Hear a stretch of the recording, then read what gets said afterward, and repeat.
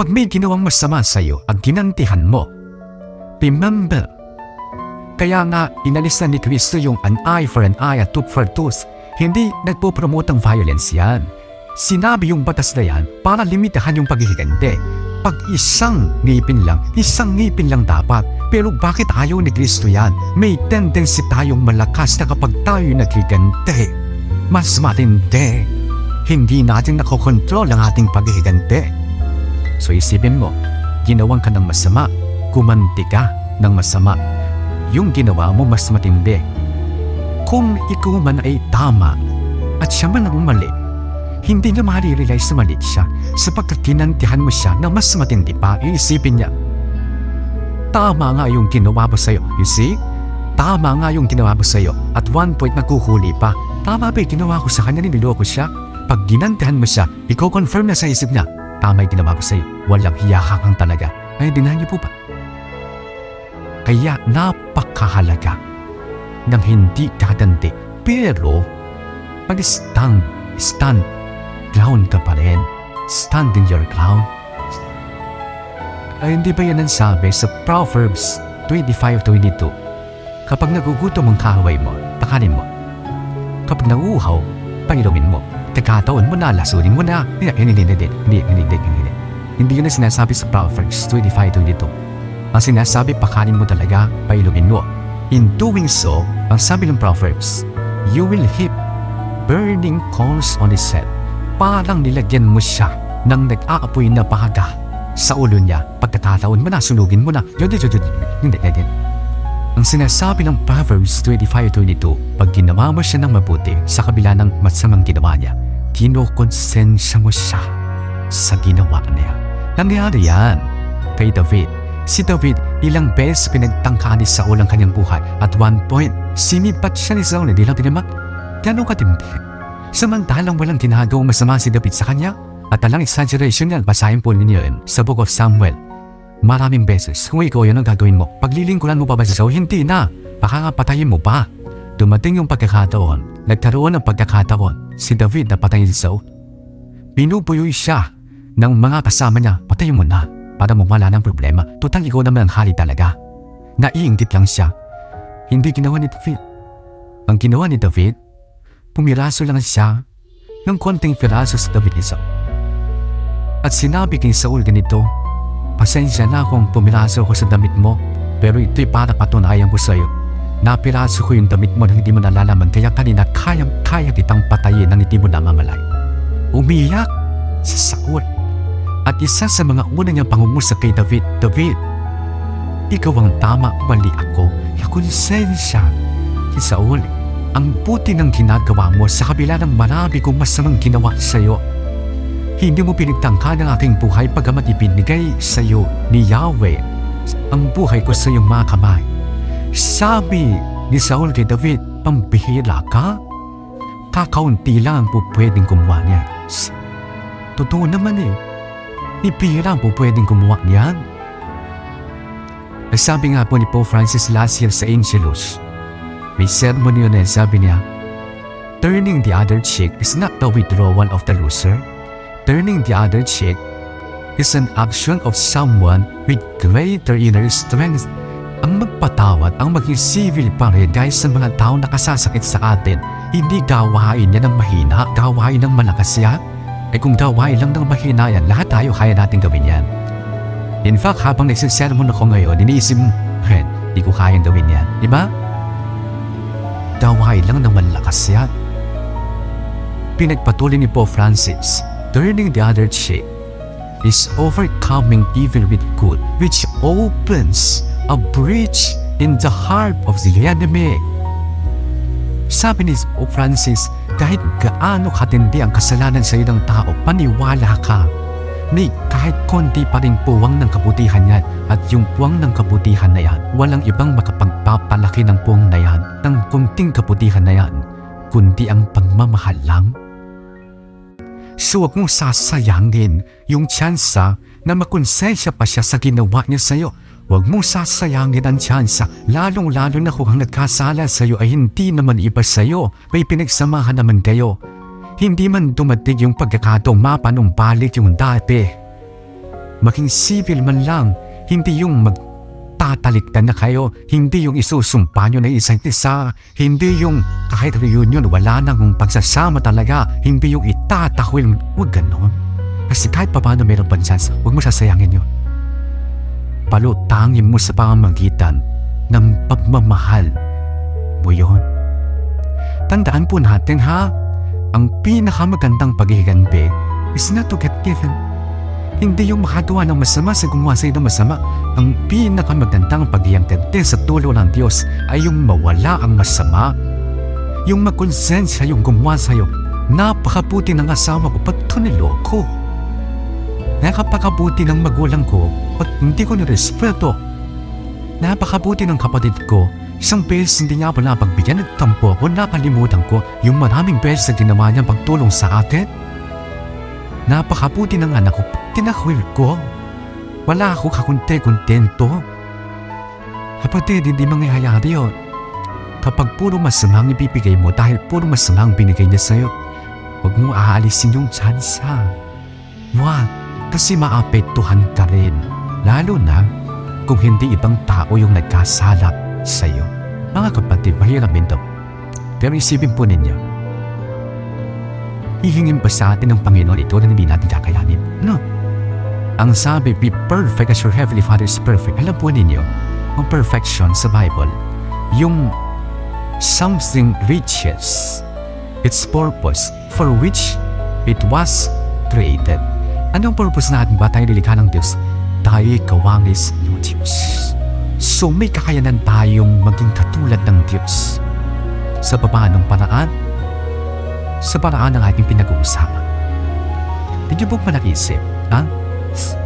Ang sabi sa Ebanghelyo, kapag nagpapatawad daw tayo, tayo magiging tunay na mga anak ng Diyos. Isipin nyo yun. Hindi sinabing kapag nagbibigay kayo, mas mahirap kasi ang magpatawad. Ibig sabihin ba nun, kapag nagpapatawad tayo, tayo lang ang anak ng Diyos? Yung iba hindi, kasi hindi sila nagpapatawad. Anak din sila ng Diyos, kaya lang lumulutang yung pagiging anak mo ng Diyos. Teka, masyado kong sinakpan, patatawarin ko lang? Ganun lang yun. Sa pananaw natin na, teka, hindi naman humihingi ng tawad, hindi niya deserve ng patawad. Sa pananaw natin na, teka, tao lang ako, hindi ako pwedeng magpatawad ng ganito, etc. Diba? Yan ang ating pananaw na hadlang sa pagpapatawad. Yan ngayon ang sinasabi ng ating Panginoon. Gusto mong sumunod sa akin? Iwan mo, hindi lang ang material na bagay, isakripisyo mo, hindi lang material na bagay, kundi ang iyong point of view, perspective, pananaw, upang mayakap mo ang aking mas magandang pananaw sa pagpapatawad. Ano yun? Ilimit lang natin sa dalawa. Unang pananaw ng Diyos hinggil sa pagpapatawad na dapat nating mayakap. Kaya mo, kaya ko, kaya nating magpatawad. Ito po ay utos, hindi request. So wala tayong choice. Iuutos ba naman ng Panginoon sa atin kung hindi natin kakayanin? Come on. Siya ang may likha sa atin. Siya ang nakakalam ng kakayanan natin. Hindi na iuutos kung hindi natin kayang sundin ang utos. Oo, alam ko, tao lang tayo. Tama naman, sino bang hindi tao dito? Pero yan, tao lang ako. Yung katwiran yan ay batay lang sa ating pananaw. Sapagkat sa pananaw ng Diyos, hindi lang tayo tao. We are more than that. Because in His eyes, we are sons and daughters of God. Hindi ka lang tao. Hindi lang ako tao. Ako, ikaw ay anak ng Diyos na totoo. Kaya sa mahirap na pagpapatawad, meron tayong ekstrang Diyos. Ekstrang lakas galing sa Diyos. Hindi mo kaya? Kakayanin niya. Humingi ka ng tulong sa Kanya. Kaya nga sabi niya, pagdasal mo ang mga mamuusip sa iyo. Ibig sabihin, humingi tayo ng tulong sa Kanya sapagkat yun ay ina-expect niya. Isipin po ninyo, kapag tayo may malaking problema, pera, kalusugan, pamilya, business, humingi tayo ng tulong sa Kanya. Sinisigurado ko almost 100% na narito Yan ang laman ng panalangin. Material things. Ganito, ganon. Walang masama doon. Pero bakit kapag may kailangan tayong patawarin, ayaw, nakakalimutan, o ayaw talaga natin humingi ng tulong sa Panginoon? Bakit tayo nagdarasal araw-araw lang ng makakain? Nakakalimutan ba natin? O sadyang kinakalimutan natin na sa panalangin tinuro ng Panginoon sa atin, may karugtong yung bigyan mo kami ng aming kakanin sa araw-araw. Ano yon? Patawarin mo kami sa aming mga sala. Dugtungan mo pa. Gaya ng pagkapatawad namin sa nagkakasala sa amin. Hinihintay ng Diyos na ipagdasan mo ang kaaway mo. Hinihintay ng Diyos na humingi ka ng tulong sa Kanya upang mapatawad mo ang kaaway mo. Ngayon, kung hindi ka willing na gawin yun, huwag mong sasabihin hindi mo kaya. Ang totoo, alam ng Diyos. Hindi mo siya manloloko. Hindi sa hindi mo kaya. Ayaw mo lang talaga. So yun yung muna. Yung pananaw na yakapin natin, kaya nating magpatawa sa tulong niya. Ikalawa, yung pananaw na magkakapatid tayo. Kahit may differences na kaaway-away tayo. Yan ang permis na maririnig mo sa Ebanghelyo. Sa tanong ni Pedro, sa sagot ni Kristo, sinasabi, ini-insinuate, di lang insinuation Diretso, yung nakakaaway natin, kapatid din natin. Natatandaan ninyo yung Ebanghelyo noong nakaraang linggo? Sabi ni Kristo, kung magkasala sa iyo ang kapwa mo, tama po ba? Ganito ang gawin mo, kausapin mo, tama po ba? Mali! Yan tayo Ang sabi ni Kristo, kung magkasala sa iyo, hindi ang kapwa mo, pero hindi yun ang sinabi niya. Kung magkasala sa iyo ang kapatid mo, lapitan mo, kausapin mo, sa gayon mapapanumbalik mo ang pagkikipagkapwa-tao ninyo. Hindi, ang pagiging magkapatid ninyo. Kapatid, magkakapatid tayo. Hindi lang tayo basta kapwa-tao, magkakapatid tayo sa langit. Magiging puro talaga magkakapatid tayo. Siyempre marirealize mo, ito yung asawa ko sa lupa, ito yung anak ko sa lupa, ito yung nanay ko sa lupa, pero wala na yung pangangailangan sa isa't isa. Lahat tayo magiging parang mga magkakapatid na. Ganun tayo sa kaniyang mga mata. Huwag natin nakalimutan yan, yung napakahalagang pananaw ng Diyos na yan, na magkakapatid tayo sapagkat makatutulong yon para maobliga tayong makapagpatawad sa ating kapwa-tao. Ako, alam niyo, mai-share ko sa inyo, mga 2 years ago, masyado akong sinakta ng isang tao. Yung ginawa niya sa akin, to date, wala noon hanggang ngayon, wala pang nakakagawa sa akin. Grabe. Kaya talagang iniyakan ko, nasaktan ako, nahirapan ako, naghalit ako. Naisip kong gumante kasi malakas ang kutob ko, kaya ko Kung ano yung ginawa niya, mas kaya kong gawin at mas matindi pa. Yun ang nakapanggigil sa paghihigante, yung alam mong kaya mo. Hindi yung maghihigante pa ako, hindi alam mong kaya mo. Yung may nakausap kang lawyer ang sabi, Father, lahat papuputol ko, hindi ka pwedeng matalo. Sigurado kang mananalo. Demanda mo. Naisip kong maghigante, oo. Naisip kong magdemanda, oo. Pero eventually naisip ko, kapatid ko pa rin ito. Mga chismoso. Kapatid ko, hindi ko kadugo. Kapatid, basta kapatid. Huwag yun ang ulilitin. O tanungin, basta kapatid. Hindi kadugo. Basta kapatid. So napatawad ko ba? Wasn't sure. Kasi hindi naman humingi ng tawad. At masakit pa rin during those times. During those times, mahirap pa rin. Hanggang eventually, parang Christmas party, nandun, ay naku, ba't pa ako nakaka-attend dito? Ay doon naisip ko, ito na.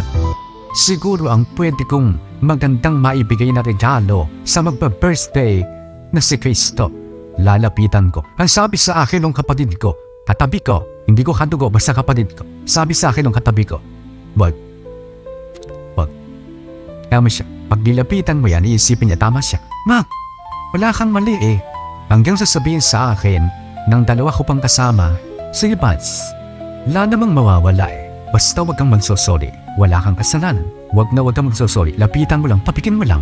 O na bahala. Nilapitan ko. Walang salitaan. Niyakap ko. Niyakap din niya ako. Ang sarap lang pakiramdam. Lalong-lalo na that time may raffle. Buong buhay ko, di pa ako nananalo sa Rapol. Kahit consolation prize, wala talaga. Malas ako sa Rapol. Pero that time, nanalo ako. Grand prize pa. Naiyak ako hindi dahil sa premyo. Naiyak ako kasi first time kong manalo grand prize pa. Kasi ang naisip ko, parang sinasabi sa akin ng Diyos Ama, gusto ko anak yung ginawa mo. Pinatawad mo, nakipagkasundo ka sa kapatid mo. Natutuwa.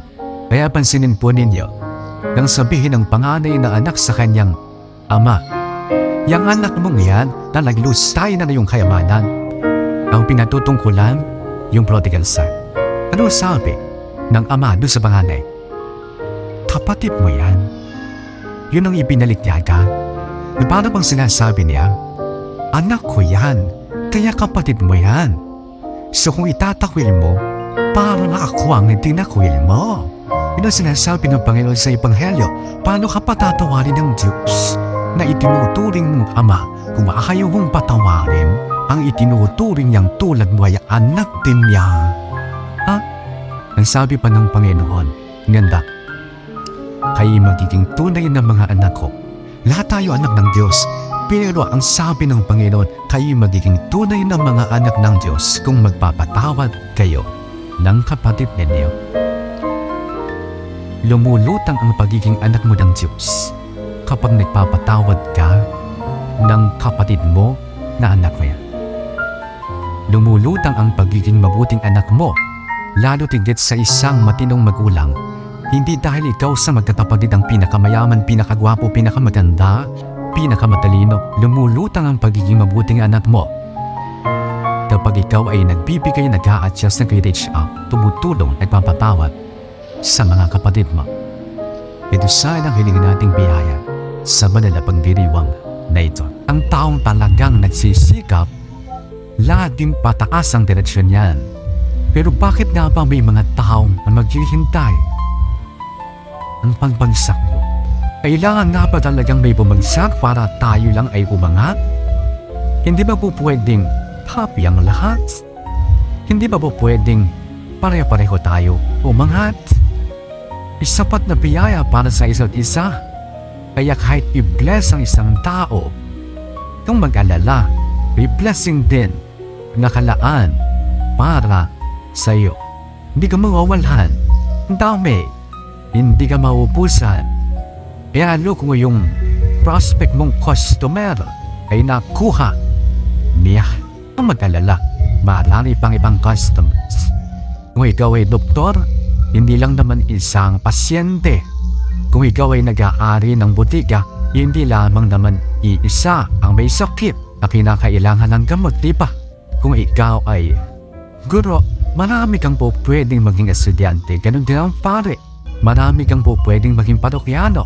Mas marami pa ang po pwedeng maniwala at tumangkilik sa'yo. And then so even of the, bakit ka makikipagkompetensya sa isang tao? Bakit mo ipagsisiksikan ng sarili mo sa isang tao ngayong hindi ka naman sigurado kung ito ay faithful at loyal sa'yo? Akalain mong masaya daw siya sa piling mo? Pero bakit ganon? Masaya din siya sa ibang tao. Ano yan? Sadyang masayahin lang ang nobyo mo, ang nobya mo? Kapatid, sabi nga nila, there are many fish in the sea. Marami pa. So, hayaan mo siya kung saan niya gusto. Sabihin mo na lamang sa kanya, sige na, alis na, marami pang gustong pumila. Seriously, yun yung katotohanan eh. Maraming biyaya ang para sa isa't isa'y nakalaan. Hindi ka maubusan, hindi ka mawawala. Pero bakit nga ba sa kabila ng katotohanan ito, may mga taong nagnanais pa rin na makuha ang meron nila o kaya ay magsangha? When for one, tingkit. Kasi yun naman ang ginagawa ng inggit. Ang mas nakikita mo, yung meron ng iba na wala ka. Kaya gusto mo na bumagsak siya sa pag-aakalang pag bumagsak siya, ang biyaya na meron siya ay mapapasayo ng talaga. Wrong. Sapagkat kung ano man ang biyaya na para sa kanya, ay walang kinalaman sa biyaya na para sa iyo. They were somehow ordained by God to have that, just as you were also ordained to have what you have. Kaya kahit bumagsak pa siya, walang masyadong magiging magandang epekto ito para sa iyo, sapagkat ang blessing na para sa kanya ay walang kinalaman sa blessing na nakalaan para sa iyo. Kaya lang yun nga po ang problema sa taong mainggitin. Ang focus niya ay yung wala siya na meron ang iba. Hindi niya pinagkukulan ng pansin, ano ba ang biyaya ko? Ano ba ang magagawa ko? Ano ba ang talento ko? Ano ba ang plano ng Diyos para sa akin? Why? Because it will take much time. It will take great sacrifices. It will take many efforts on her part. Mahirap yun. Kaya mas madali para sa isang taong mainggitin. Hintayin ko na lang ang pagbagsak mo kaysa magsumika pa ako ng sarili ko sakripisyo. Ayun. Kaya yung mga taong mainggitin at yung mga taong hinihintay lamang ang pagbagsak mo, ito yung mga taong duwag at tamad. Duwag kasi hindi lumalaban ng patas. Tamad kasi ayaw pagsikat. In connection with this, gusto kang bumagsak ng ibang tao sapagkat dahil sa iyo, may pressure sa kanila. Dahil sa iyo, lumulutang yung mga kapintasan, kakulangan and worse. Amara nila, pinagbubuti mo yung trabaho mo eh. Sila hindi nila pinagbubuti. Ginagalingan mo eh. Sila hindi nila ginagalingan eh. Nagsisikap ka, tamad sila. Kaya gusto nila, bumaba ka. Kaysa magsikap pa sila, bumaba ka na lang para pare-pareho na lang. Pinatandaan ko dati, hindi ko alam kung ako'y nasa high school noon o nasa elementary. Pero minsan lang naman ito'y nangyari. Yung mga kaklase ko, parang nasama pa ako dito. Sabi namin, walang magre-review Walang magre-review. Parang lahat tayo pare-pareho ng sikat. Lahat tayo babagsak. Pag may nag-score ng mataas, humanda kayo. Ay, ano lang yun. So yung panghintay ng pagbagsak ng kapwa somehow is a form of a cover-up ng ating mga kapintasang kahinaan, kakulangan at katamaran. Hindi ba yan ang sistema? Kay Kristo laban sa mga Scribe at Pariseo? Visit sila kay Kristo. Bakit? Sapagkat dahil kay Kristo, naalalantat kung sino sila. For sure, para sa isang ordinaryong Hudyo na nakaka-appreciate lang lahat ng mga ginawa ng ating Panginoong Jesucristo, naisip nila, pwede palang ang isang guro tulad ni Kristo ay ganyang mangaral. Pwede palang isang guro tulad ni Kristo ay makatao. Pwede palang ang isang guro tulad ni Kristo ay mas makapagparamdam ng pagmamahal sa akin ng Diyos kahit makasalanan ako. Bakit hindi ganon? Yung matagal ko lang itinuturing ng mga Scribe at Pariseo, bakit hindi ganon ang mga ito? Matagal na pala nila kaming nilolopo. Kaya galit na galit ang mga Scribe at Pariseo ngay Kristo. Pero tingnan po ninyo ang ating Panginoon. Tuloy lang siya. At ganun din lang dapat natin gawin. Ituloy mo lang yung ginagawa mo. Yung pagtahak mo sa path na inilaan ng Diyos para sa iyo. Yung mission mo.